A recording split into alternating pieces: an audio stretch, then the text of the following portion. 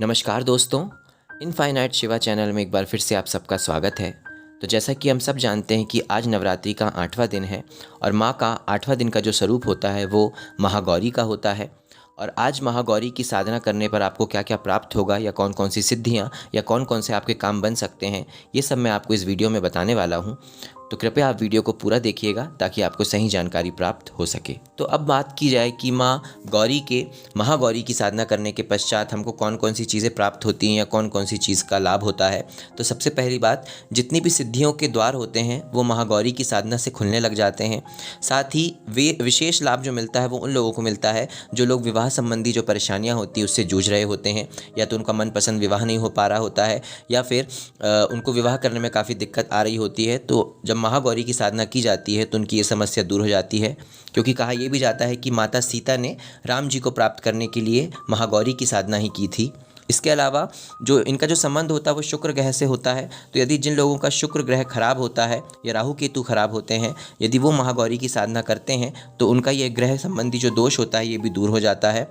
साथ ही साथ जाने अनजाने जो हमसे पाप हो जाते हैं या कुछ हम पाप कर्म कर लेते हैं तो उस पाप कर्म को भी जो महागौरी होती है वो कहीं ना कहीं नष्ट कर देती है। साथ ही साथ भय से मुक्ति भी मिलती है। और कई बार हमारे अंदर जो एक बहुत गहरा दुख होता है जो किसी भी वजह से जा नहीं पाता है, ये उस दुख को भी दूर करने का काम ये माँ करती हैं। साथ ही साथ जितनी भी बाधाएं आती हैं, चाहे वो शारीरिक हो, मानसिक हो, आध्यात्मिक हो, इन सभी शक्तियों का भी विकास करती हैं।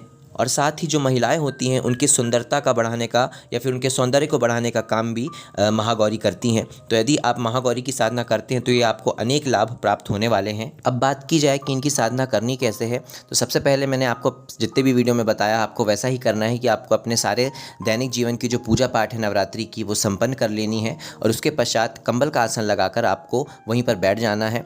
और उसके पश्चात जो आपके 7 चक्र हैं, 7 चक्र में से जो सबसे ऊपर वाला चक्र होता है हमारा सहस्त्रार चक्र, उसके थोड़ा ऊपर करीब 6 इंच ऊपर आप एक विशेष चक्र को जागृत होता हुआ देखिएगा और वहाँ पर महागौरी का ध्यान कीजिएगा। और महागौरी का ध्यान करते हुए आपको ये मंत्र बोलना है जो आपको स्क्रीन पर अभी दिखाई दे रहा है। ये मंत्र कुछ इस प्रकार है: ह्रीम गौरी रुद्रदयिते योगेश्वरी हुम फट स्वाहा। जी हाँ, इसी मंत्र को आपको अपने सहस्त्रार चक्र के थोड़ा ऊपर 6 इंच ऊपर ध्यान लगाकर, उस चक्र पर ध्यान लगाकर आपको जागृत होते हुए देखना है। और इसी मंत्र को आपको कम से कम जितना हो सके, जितनी देर तक, आधा घंटा, 1 घंटा, जितनी देर आप कर सकते हैं उतनी देर करने की कोशिश कीजिएगा। साथ ही आप इस मंत्र की माला भी कर सकते हैं और कम से कम 21 माला और ज़्यादा से ज़्यादा 101 माला करने की कोशिश कीजिएगा। और इसके अलावा यदि आप हमारी बाकी साधनाएँ भी करना चाहते हैं तो आप हमारे टेलीग्राम चैनल से जुड़कर बिना किसी शुल्क के उन साधनाओं को फ्री में एकदम कर सकते हैं, वो भी नवरात्रि के समय में, जिसका लिंक हमने डिस्क्रिप्शन में दे दिया है। तो वहां से जाकर आप हमारा चैनल ज्वाइन करके सारी साधनाओं को फ्री में प्राप्त कर सकते हैं।